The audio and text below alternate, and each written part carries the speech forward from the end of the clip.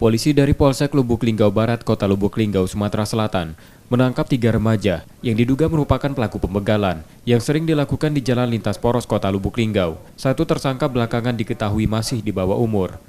Pada polisi, tersangka mengaku setiap melakukan kejahatannya, mereka membekali diri dengan senjata tajam untuk menakut-nakuti korban. Hasil kejahatan diakui tersangka untuk membayar hutang mereka.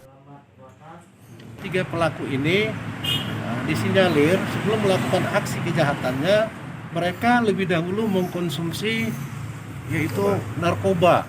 Langsung melakukan aksinya dengan peran saudara PF itu mendorong korban, kemudian rekan pelaku lainnya ada yang membawa parang ini ya sebagai barang bukti. Untuk proses hukumnya, ketiga tersangka kini ditahan di tahanan Polsek Lubuk Linggau Barat. Sukma Aldino, Kompas TV, Lubuk Linggau, Sumatera Selatan.